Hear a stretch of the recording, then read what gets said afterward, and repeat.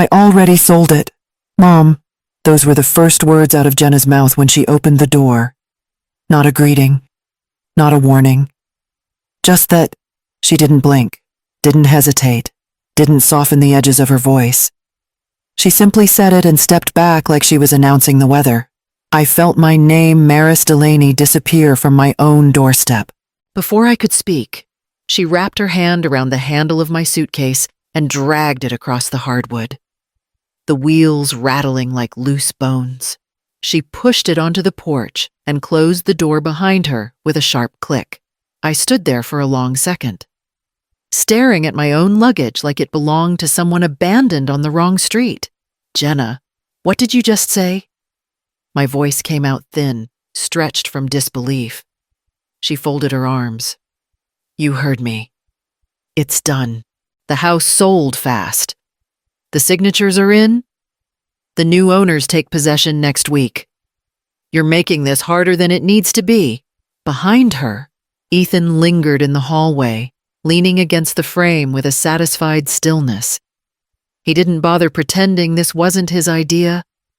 He just watched, quiet, like this moment had been rehearsed.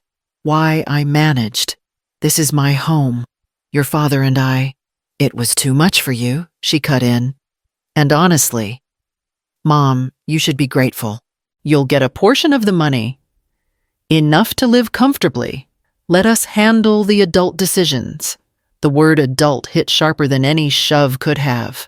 42 years old. And she still spoke to me like I was the one who needed guidance.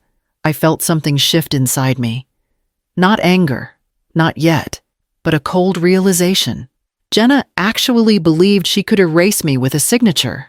I bent down, picked up my suitcase, and closed my fingers around the brass house key still hanging on my necklace. The only thing that was still mine. Then I stepped off the porch and began walking toward the street. The weight of the key warm against my skin, steadying me for whatever came next. The suitcase felt heavier by the minute as I moved farther from the porch. But the memories came even faster. I could still hear Tom's laugh echoing through the walls of that old 1923 Craftsman the first time we walked inside it. The house was falling apart, then crooked floors, cracked windows, wiring older than both of us, but Tom had turned to me and said, Maris, this place just needs someone to believe in it. And we did. Every weekend for 2 straight years. We rebuilt it board by board. Tom rewired the lights while I sanded cabinets until my fingers burned. He replaced floorboards one by one, calling me over each time to admire how the grain caught the sun. I would tease him. You treat this house like a newborn, and he'd grin, because someday, our grandkids will run on these floors. He was right. Lily learned to walk on those boards. She used to toddle down the hallway in her tiny socks, laughing at the echo of her own footsteps. That hallway still held her height marks. Little pencil lines Tom and I refused to paint over. Let it stay, he'd say. This house should remember us. I remembered rainy mornings in my sewing room. Lily curled up beside me while I stitched hems, and she asked questions only children dare to ask. Grandma, does the house get lonely when we leave, number sweetheart? I'd tell her, homes wait. They always wait. But Jenna never saw any of that. To her, the house was a number on a market listing, a way to solve the financial mess she and Ethan had created. She never saw Tom's fingerprints in the beams or Lily's shoe marks on the baseboards. She never felt the way the house exhaled when the family gathered for Sunday breakfast. Losing it wasn't losing a structure. It was losing a witness, a record of every joy, every scar, every promise Tom and I ever built. I kept walking, gripping the brass key at my neck, the only proof that place had ever belonged to me. I should have noticed the shift months before that morning on the porch. It began quietly, like a draft slipping under a door easy to ignore until it chills the whole room. Jenna came over one Sunday afternoon and stood in the entryway without taking off her coat. Mom, this house is too big for you, she said, her tone wrapped in honey, but her eyes sharp.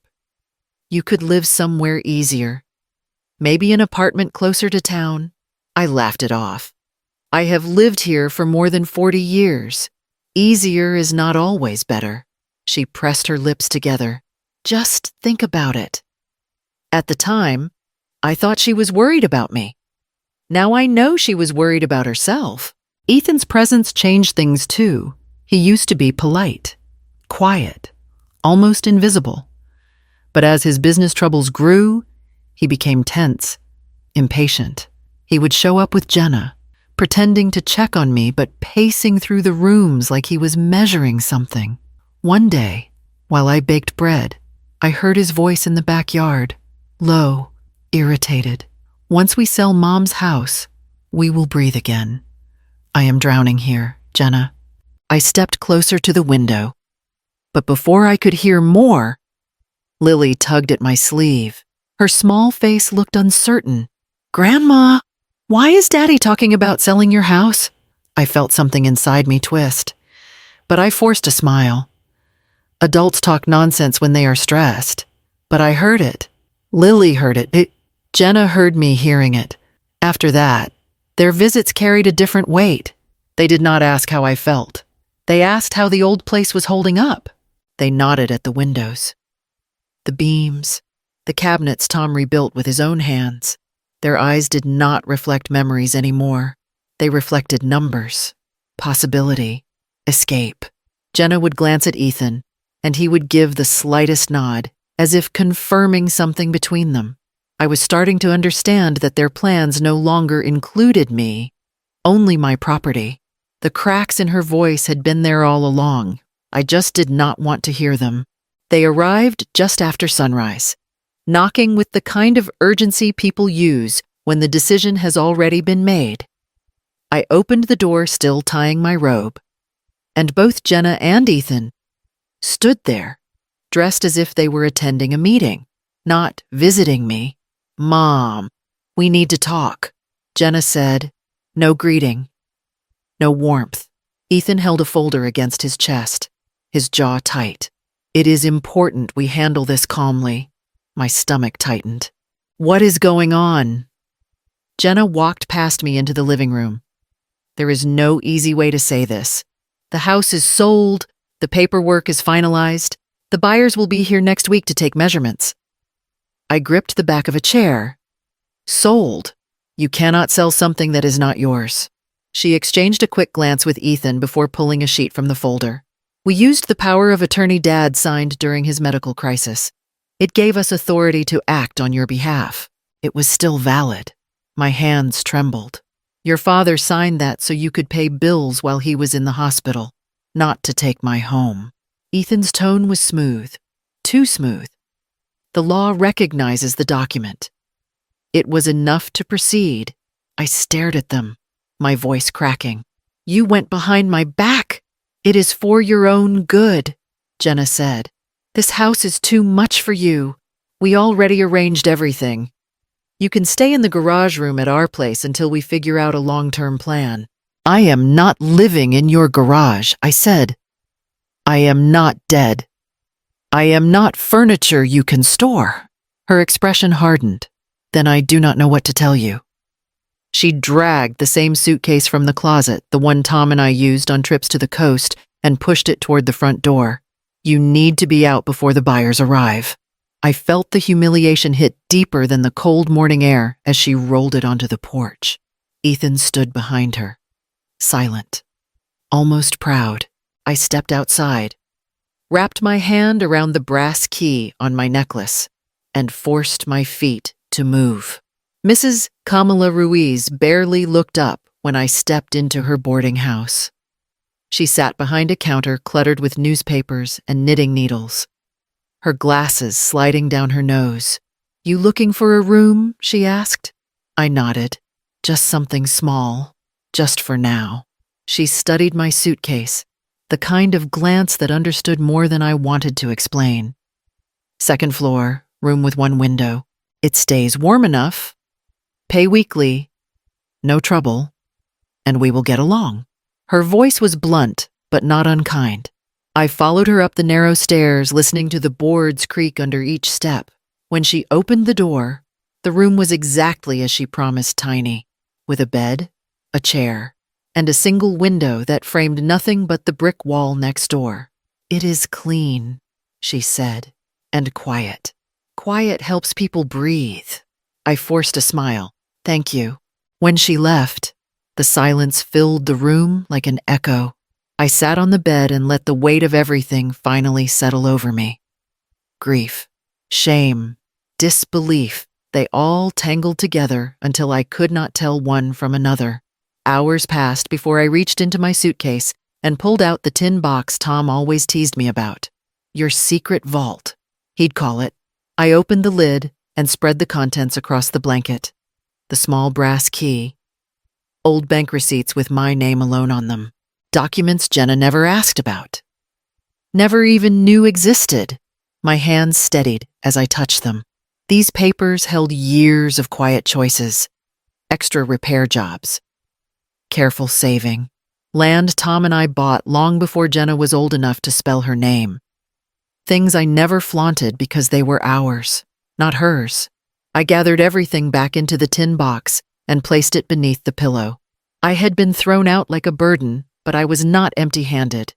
Attorney Lane Hartman opened the door to his office with the same steady calm he had carried since the days Tom and I first met him. His hair was grayer now, his suit a little looser around the shoulders, but his eyes were still sharp. "Maris," he said, motioning me inside. "You sounded shaken on the phone. Sit down and tell me what happened." I sat, my fingers twisting around the strap of my purse. "Jenna sold my house," I said. The words felt heavier spoken aloud. "She used an old power of attorney from when Tom was sick. I had no idea. They threw me out." Lane leaned back slowly. "I am sorry. That is cruel and legally questionable. But it does not touch what we set up years ago." I looked up. "You mean the savings and the land," he added. 2 acres near Forest Grove. All in your name alone, completely separate from the house. Protected, untouched." He slid a folder toward me. "You have more security than Jenna realizes." My throat tightened. "I thought I was walking out of that house with nothing." "You were walking out with dignity," Lane said. "And you still have options." I let out a breath that trembled at the end. "I do not want revenge. I do not want to ruin her." "You do not need to fight her," he said gently. "You just need to decide what your legacy means, who you want to protect, who deserves to carry your name forward." I stared at the folder. Paper should not feel powerful, yet it pulsed like a heartbeat under my fingertips. Lane's voice softened. "You are not as helpless as they believed you were." For the first time since Jenna pushed my suitcase onto the porch, something inside me steadied. Not anger, not bitterness, something quieter, sharper. "I know what to do," I said. Lane nodded. "Then we will put it in writing." Lane slid the final packet of documents across the desk. "Read each page, Maris, then sign where I marked." I took my time. Every line felt like a stitch being pulled tight after years of unraveling. A personal trust in my name alone. My land transferred safely. My savings secured. Inspector Dana Whitfield listed as the only authorized contact in case of any dispute involving the old power of attorney. Lane tapped the last folder. "And this is the fraud packet. Dates, recordings, bank statements, and a full explanation of how Jenna and Ethan misused your authority." I opened it. My hands did not shake this time. "All of this will go directly to Inspector Whitfield," Lane said. "You are not filing it out of anger. You are filing it to protect yourself and whoever comes after you."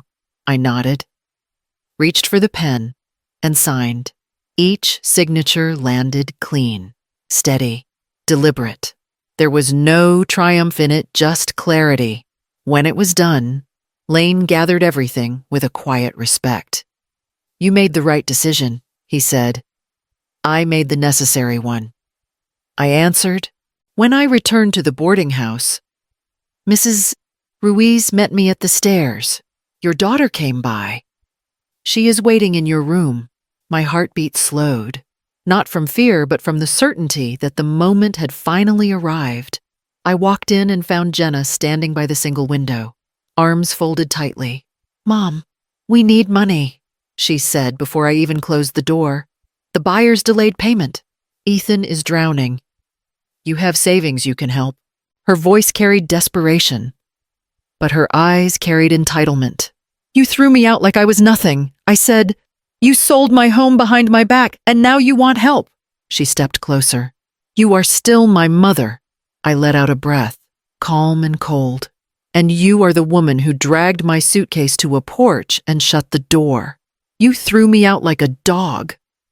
Imagine what you deserve from me now. Jenna's face crumpled.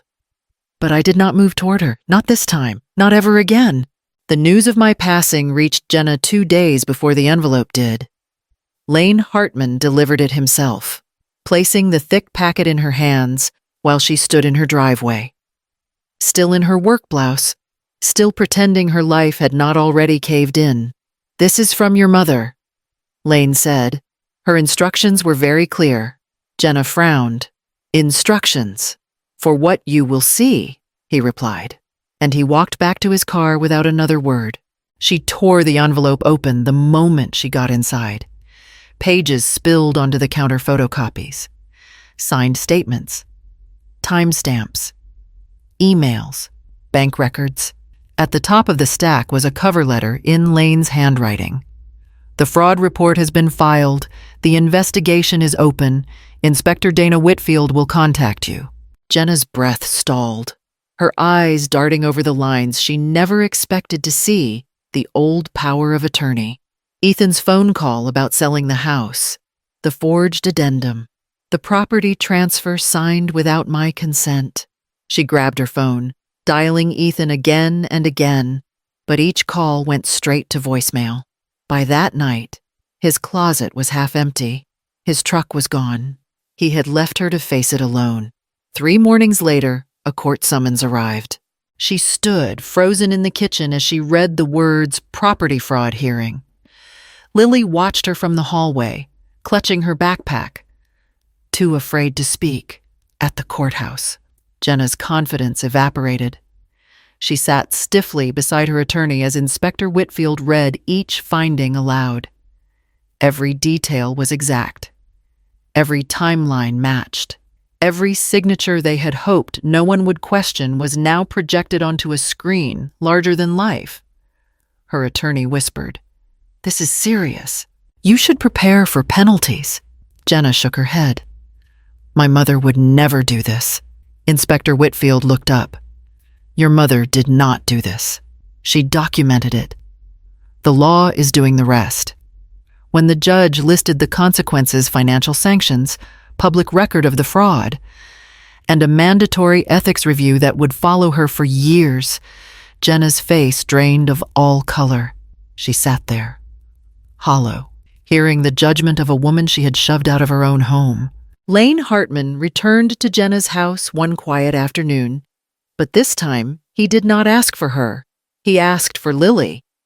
The child came to the door slowly, her backpack still slung over one shoulder. Lane knelt to meet her eyes and held out a small, sealed envelope. "Your grandmother left this for you, Lily, only for you." Jenna stepped forward. "Why her? Why not me?" Lane did not answer. He simply nodded to Lily and walked away. Lily carried the envelope to the kitchen table and opened it carefully, as if it might break. Inside was a single handwritten note and a bank document folded neatly. She whispered as she read, "For the only heart that stayed kind." Jenna snatched the paper from her hands, scanning it with growing disbelief. This is a fund. A real scholarship fund. Why? Why would she leave this to you? Lily pulled the note back, her voice trembling. "Because I listened to her. Because I loved her." Jenna took a step back, as if struck. Over the following months, The land Tom and I purchased decades ago transformed. Construction crews cleared space. Volunteers painted walls. And a small sign went up. Forest Grove Community Craft Studio, in honor of Maris Delaney, who turned betrayal into protection. The day the studio opened, families filled the rooms, children threading yarn through cardboard looms, seniors guiding tiny hands through fabric and clay. Laughter replaced the silence the land had once held. Jenna visited alone near closing time. She walked through the door softly, staring at the plaque, her fingers brushing the engraved letters. A staff member approached. "Were you related to her?" Jenna swallowed. "I was her daughter." The woman smiled gently. "She built something beautiful." Jenna's voice cracked. "I know." She stood there long after everyone left, staring at the words she could not escape, not the name, but the legacy she had tried and failed to erase. Long after the hearings ended, Jenna tried to rebuild whatever parts of her life were still standing. She changed her hairstyle, deleted old photos, avoided neighbors who used to wave at her. But every time she filled out a form, applied for anything, or tried to introduce herself in a professional space, the same words followed her like a shadow property fraud inquiry on record. No matter how she explained it, people stepped back. They always did. Lily was the only one who still touched the past without fear. She kept my sewing kit on her nightstand and carried the scholarship note in her backpack, folded carefully between her notebooks. When teachers praised her for her kindness, she would whisper softly, "My grandma taught me that." She never said my name in anger, only gratitude. One evening, when the house was unusually quiet, a letter arrived for Jenna, an official notice she had been waiting months to pretend did not exist. She stared at the seal before opening it, her hands trembling. Inside was the final report from Inspector Dana Whitfield. Findings confirmed. Case closed. Public record retained. Jenna sank into a chair, shaking as she read each line. There was no accusation left to fight, no loophole to twist, just the plain, cold truth she had created for herself. As she whispered, "Mom, what have I done?" I spoke to her in the only way I still could through the voice she used to hear in the kitchen every morning. Justice does not always thunder. Sometimes it files a report and waits. She pressed the paper to her chest as if it might warm her, but it didn't. The truth is never warm when it arrives too late. And if you have followed my story this far, give the video a like, share your thoughts in the comments, and subscribe for the next story. Your support keeps these voices alive. If you had the power to break someone, would you choose instead to let the truth do it for you?